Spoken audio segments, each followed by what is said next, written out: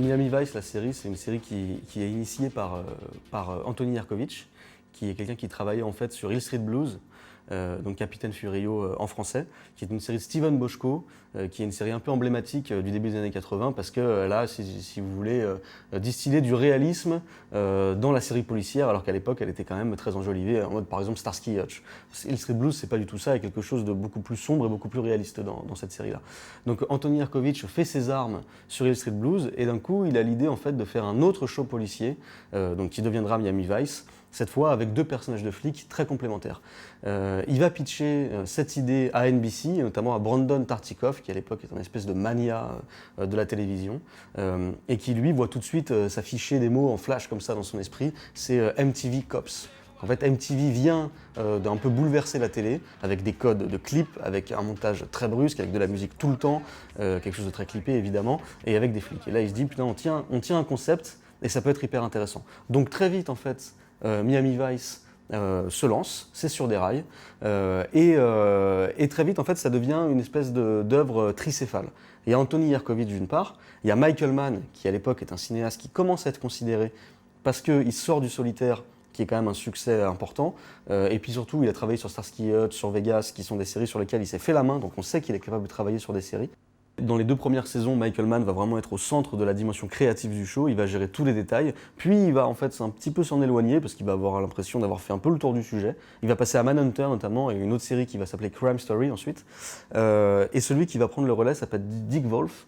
Il n'est pas très connu à l'époque, mais il explosera ensuite par la suite avec Law & Order au début des années 90. C'est une série qui passe en fait par plusieurs étapes, par plusieurs personnes qui vont la gérer. Donc c'est une série qui est totalement hétérogène. Qui change dans la forme, qui change dans le fond, qui change dans les scénarios. Dès le début, Miami Vice est considéré comme une grande série, à la fois critique et public, succès dans ces deux aspects-là. Il y a énormément de spectateurs dès le début en réalité. La formule de Tartikoff qui est considérée à vouloir relier MTV et les flics, ça marche hyper bien. Et à l'issue de la première saison, ils reçoivent une quinzaine d'Emmy Awards. Miami Vice, c'est une série qui va marcher aux États-Unis, mais pas que aux États-Unis. C'est une série qui va très vite être achetée par des chaînes françaises et qui va être diffusée un peu partout dans le monde, pas qu'en France évidemment. Et ça va devenir un petit peu la série étendard des années 80 en fin de compte. Ça va devenir un petit peu celle dont on se souvient quand on pense à l'imagerie 80s, qui est évidemment excessive. Tout n'était pas pastel, art déco, fuchsia dans les années 80 avec de la musique toutes les 5 minutes et un côté un peu kitsch en réalité, mais qui est quand même qui est justifié et qui est génial dans la série. Mais aujourd'hui, ouais, c'est vraiment la série qui a modelé l'imaginaire des gens sur les années 80. Et pas que, parce que c'est aussi une série qui a marqué Miami pendant des années et des années. Et par exemple, au tout début, Michael Mann, donc, qui est un maniaque du détail, qui est obsédé à moindre petite chose, qui choisit le costume, qui choisit les voitures, qui choisit tous les plans, toutes les compositions de plans, jusqu'aux cravates des acteurs, ils ne portent pas de cravate, mais les chaussures, moindre petit détail, il décide en fait de tout repeindre à Miami, notamment Ocean Drive, qui est en fait l'avenue principale de Miami face à l'océan. Il décide de tout repeindre en couleur pastel, et avec cette marque-là, on connaît Miami aujourd'hui comme ça, mais c'est notamment du fait de la série, parce qu'à l'époque, il n'y avait qu'un bâtiment emblématique qui était peint de cette manière, et lui, il a décidé de tout faire comme ça, parce qu'à l'époque, Miami n'était pas le lieu de tous les plaisirs et de tous les fantasmes que c'est aujourd'hui. C'était un endroit qui était gangréné par la drogue, où il n'y avait pas forcément beaucoup d'argent. Et lui, il a tout changé. En fait, Miami, encore aujourd'hui, porte les stigmates de Miami Vice. En fait, c'est une série qui a un succès public immédiat, avec des Emmy Awards, des récompenses partout, des millions de personnes qui la regardent. Et avec le temps, bizarrement, du fait que c'est une série qui est très marquée années 80, elle va être un peu dénigrée. En fait, on va se souvenir que des artefacts et des artifices, en fait. On va se souvenir de Phil Collins, on va se souvenir de deux beaux gosses qui conduisent une Porsche. Enfin, voilà, on va se souvenir que de ces choses-là iconiques qui ont fait la série, mais qui ne sont pas représentatives du cœur de la série. Et plus tard, ça a été réévalué, ça a été vu d'une autre manière, ça a été vu dans le détail, et on s'est rendu compte avec le temps, en prenant un petit peu de distance et un peu de recul, que Miami Vice, par l'entremise de Michael Mann notamment, c'était une série qui était extrêmement noire en fin de compte. C'était une série qui était sur deux flics perdus, undercover, donc qui en fait sacrifient leur vie privée sur l'autel de leur vie professionnelle. C'est ce que Michael Mann en fait appelle le syndrome de la médaille. T'es tellement impliqué dans ton métier, en l'occurrence ils se font passer souvent pour des dealers de drogue, ils sont tellement dedans, ça leur bouffe tellement le cerveau qu'ils n'arrivent plus à s'en sortir, ils n'arrivent plus à faire la part des choses. Et c'est une série sur deux hommes perdus, c'est une série sur deux hommes qui n'arrivent pas à retrouver leur famille ou à fonder une famille. Et à ce titre, c'est assez intéressant de repenser à l'épisode pilote. Pour le coup, je pense que c'est assez inédit, où tu as la scène pré-générique, c'est le Tubbs, donc l'un des deux, qui court après un dealer de drogue, un braqueur, et il le perd. Il n'arrive pas à le retrouver. Et il est dans une ruelle sombre, il est complètement perdu, perte de repère, il regarde à gauche, il regarde à droite, et puis il part. Et là, ruelle vide, bam, générique. Et donc, dès le début de la série, Michael Mann te dit bon bah voilà, on va aller à la recherche d'hommes perdus, on va aller à la recherche de gars qui savent plus où ils en sont. Et à la fin de cet épisode pilote, en fait, d'1 h 30, et ben ils vont même pas réussir à attraper le Calderon, qui est donc le dealer de drogue. Ils vont voir l'avion du dealer s'envoler devant eux, et ils y arriveront pas, quoi. Donc en fait, c'est une série qui est perclue d'échecs dès le début. Et c'est une série qui, en termes d'existentialisme, en termes de manière dont tu peux voir ces mecs-là qui sont obnubilés par leur travail, se perdent dans ce travail-là, c'est une série qui est hyper forte. Et il y a des indices partout. Par exemple, Sonny Crockett, il vit sur un bateau, c'est-à-dire qu'il ne vit pas sur la terre ferme. Il a une envie d'horizon, il a une envie d'échapper, et en même temps, il est rattrapé irrémédiablement par son attrait par son travail, quoi. Tu vois, à Miami, il est complètement entre deux eaux. Il est littéralement entre deux eaux, sur un truc qui tangue, il ne sait pas où il est. Et son colocataire, dans son bateau amarré au port, c'est un crocodile. Donc il y a cette idée d'avoir Sonny Crockett, le vrai Sonny Crockett, et d'avoir son alter ego animal en fait, menaçant, qui est toujours là, qui peut le bouffer. Et lorsque un de ses collègues d'ailleurs lui rend visite, un collègue qui pour le coup est en train de sombrer totalement de par la dangerosité de ses missions et du fait qu'il sache plus s'il est un dealer de drogue ou un flic, parce qu'il sait plus où il en est, il voit ce crocodile et dit t'inquiète pas, ça me fait pas peur. Parce qu'il est déjà passé de l'autre côté de la barrière en réalité. Et c'est ce que Michael Mann appelle le syndrome de la médaille. T'as deux médailles qui en fait ne font plus qu'une, quoi. C'est assez intéressant parce que c'est quelque chose qui a suivi Michael Mann sur toute sa carrière. Il a souvent utilisé les animaux pour rendre compte de l'état mental des personnages. C'est le cas dans Crime Story où tu as quelqu'un de très impressionnant, derrière lui il y a un tigre qui ouvre la gueule, qui rugit.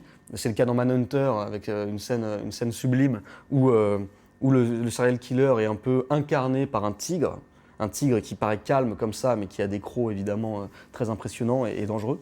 Donc il y a toujours cette métaphore animale qui revient chez Michael Mann. Et pour revenir à la dimension très noire de la série, je me souviens d'un épisode de la saison 1 où ils ne parviennent pas à sauver un gamin en fait, qu'ils ont fait travailler pour eux. Ils se sont servis de lui, ils ont juré de le protéger, et en fait ce gamin meurt à la fin de l'épisode. Donc déjà en soi c'est noir. Et le plan de fin, on voit donc Tubbs et Crockett qui sont assis au milieu des débris de verre dans une espèce de boutique. Il y a un léger zoom arrière ou travelling arrière, et on les voit comme ça complètement démunis au milieu d'un marasme absolu. Et juste à la fin, on voit apparaître dans le cadre une petite horloge avec le temps qui passe, et ces mecs-là qui sont en train juste de perdre leur vie, quoi.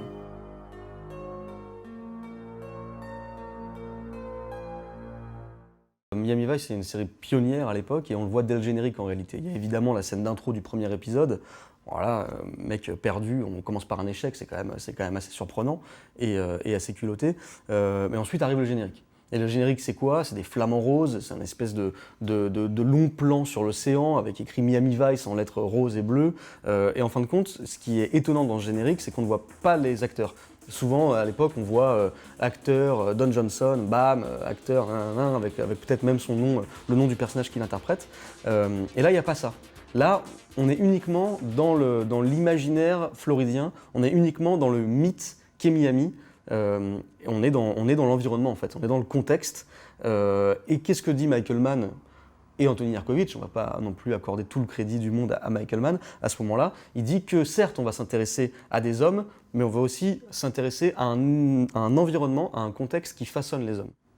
Là, il est vraiment en train d'affirmer quelque chose de fort dans son œuvre, quoi. Il est en train de dire je ne peux pas m'intéresser uniquement à l'humain, je ne peux m'intéresser qu'à l'humain s'il est connecté au monde et s'il est connecté à des forces qui peuvent l'écraser ou au contraire qui peuvent le sublimer. Et c'est ça qui fait en fait tout l'enjeu de Miami Vice. C'est pas que des personnages perdus, c'est pas que des personnages qui sont dans le questionnement, c'est des personnages qui vont devoir se confronter à un monde qui est plus puissant qu'eux. Dès les premiers épisodes, on les voit qui prennent leur bateau et qui partent et qui vont aux Bahamas et qui vont à Cuba. Et il y a cette idée de fuite en fait. Même si c'est pour le travail, il y a toujours cette idée de fuite. Tu es irrémédiablement attiré comme un aimant à la terre ferme, mais tu as envie de fuir. Et ce sera la thématique principale de son film, évidemment, du film Miami Vice qui sortira en 2006. Où là, pour le coup, il reprend ces thématiques, mais en plus, il y accole une mise en scène qui colle, quoi, adéquate. C'est-à-dire que là, il va se faire plaisir en termes d'échappée, quoi. C'est la mise en scène du film Miami Vice, c'est de la fuite à tous les niveaux, quoi. Et c'est le plaisir de la fuite. Et il y a ces plans iconiques de Michael Mann où on voit Sonny Crockett, Colin Farrell de dos qui regarde l'horizon et qui est dans un ailleurs déjà. C'est une série qui est surprenante de par son écriture dès le début, de par son générique évidemment dès le début, mais c'est aussi une série qui va se révéler surprenante au bout de quelques épisodes. C'est-à-dire que normalement dans une série classique à l'époque, on pose les personnages principaux au début et puis on va les suivre quand même pas mal d'épisodes, voire quelques saisons. Et là, au bout de 4 épisodes, il y a le chef en fait de Crockett et Tubbs qui meurt, qui est tué. C'est hyper frappant à l'époque parce que c'est un personnage auquel on a eu le temps de s'attacher, parce qu'on est quand même resté avec lui près de 4 heures, et il disparaît de la série, d'un coup d'un seul. Donc c'est quand même un coup de maître en termes de scénario, en termes de avoir le cran de faire ça à ce moment-là sans perdre les téléspectateurs, c'est quand même quelque chose de nouveau.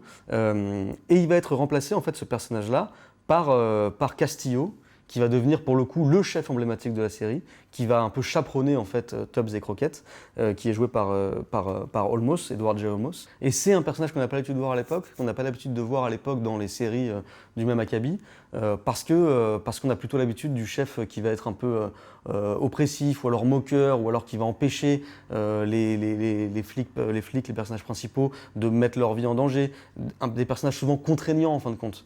C'est le cas par exemple dans Starsky et Hutch. Et là, c'est tout l'inverse. On a un personnage qui va les pousser dans leur retranchement, qui va leur dire « Ok, tu peux aller là », et qui en même temps va toujours être bienveillant, qui va toujours faire attention à ce qu'il n'aille pas trop loin, parce qu'il sait le danger que ça représente.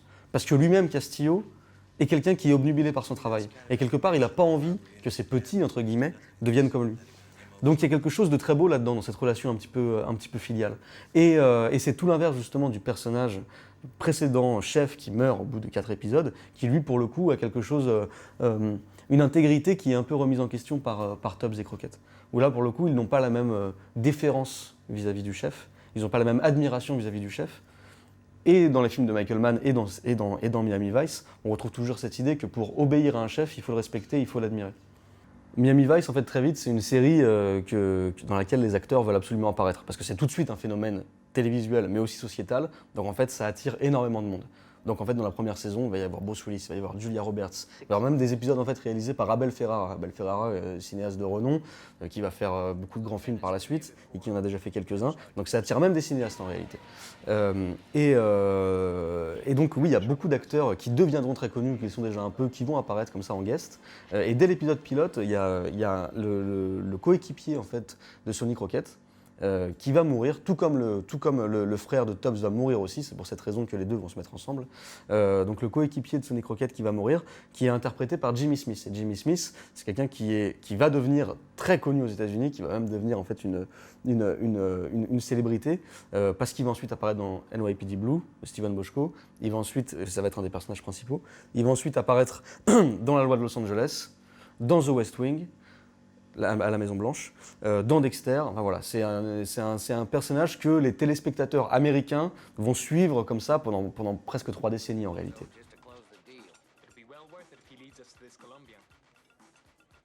Donc Miami Vice a cette capacité dès le début à attirer des grands noms, qui le sont déjà ou en devenir, du milieu du cinéma, mais aussi du milieu de la télévision.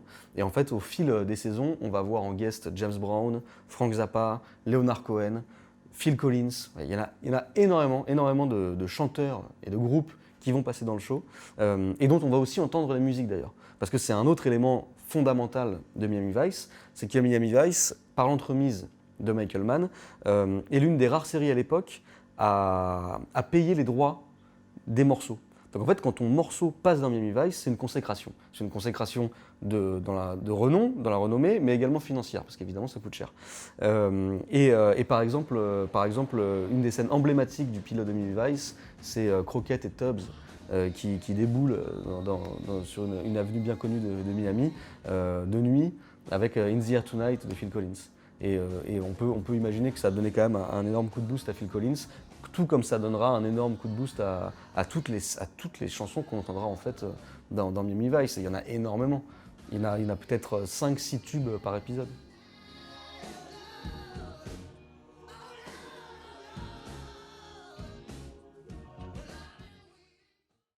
Mann fait les 2 premières saisons de A à Z. Il est obnubilé par ça. Il fait que ça. Il gère tous les détails à un point maniaque. Et en fait, en saison 3, il va partir sur Manhunter, parce qu'il a quand même envie de faire du cinéma, et ça lui manque un petit peu. Donc il s'en va, il regarde un peu de loin, et donc Dick Wolf va prendre le relais. Saison 4, ça sera plus que Dick Wolf, et saison 5, encore plus. Et en fait, c'est un peu à ce moment-là que la série va un petit peu perdre en qualité d'une part, et puis aussi en audience. C'est-à-dire que les gens vont un peu se désintéresser de Miami Vice, ils vont revenir à Dynasty et Dallas, en fin de compte, série que Miami Vice avait réussi à complètement écraser.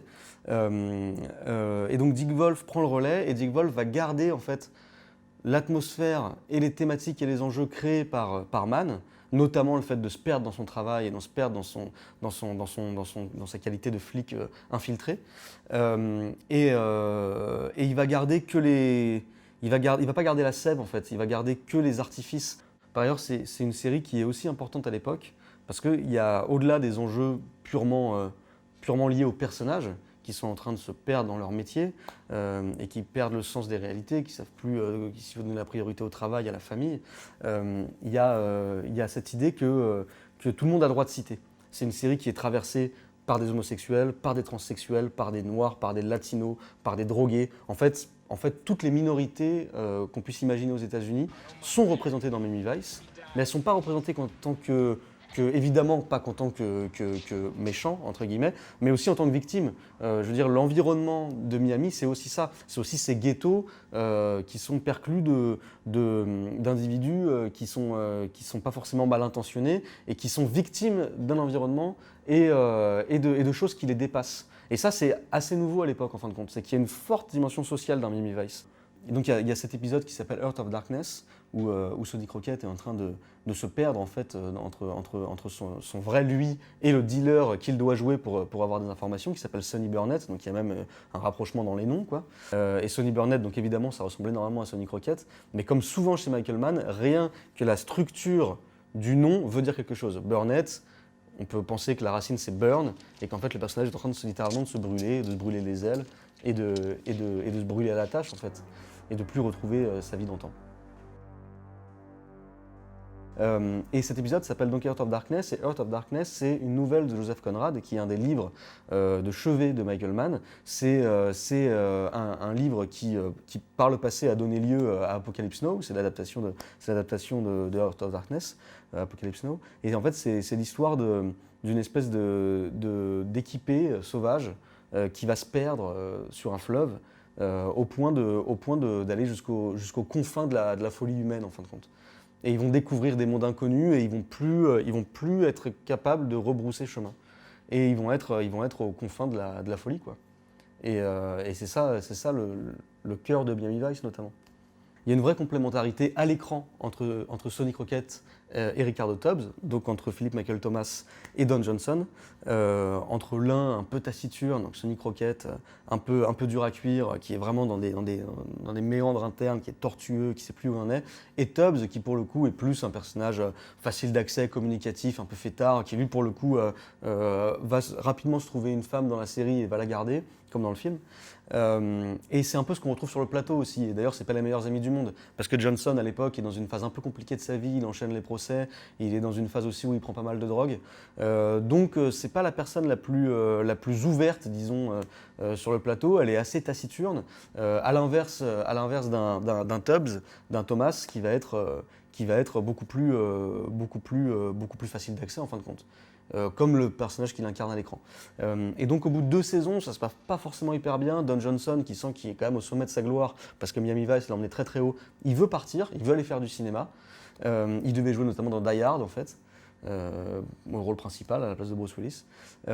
Et les producteurs parviennent à le garder en prolongeant son contrat et en faisant l'acteur à l'époque le mieux payé de l'histoire de la télévision. C'est pour un peu resituer l'importance de Miami Vice à l'époque. Donc il y a toute cette dimension luxe, il y a toute cette dimension fast, il y a toute cette dimension Miami Vice, série clinquante, même de par les couleurs, pastel et tout ça.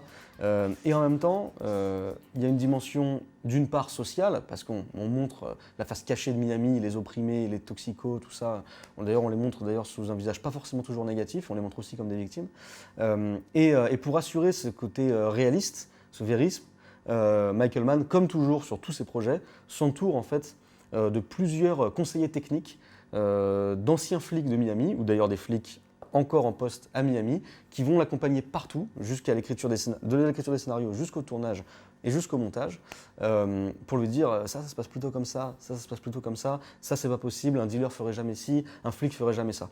Donc on garde en tête, avec le recul, une espèce de dimension un peu fantasmée de Miami Vice, comme selon laquelle ce serait une série 80s, bigger than life, qui va beaucoup trop loin, qui est un peu excessive, alors qu'en fait pas du tout. Tout ce qu'on peut voir dans la série a une part de réalisme. Et c'est important, c'est même fondamental aux yeux de Michael Mann. Parce que si tu dois croire à la trajectoire de ces personnages, il faut que le fil conducteur, il faut que les scénarios soient solides derrière.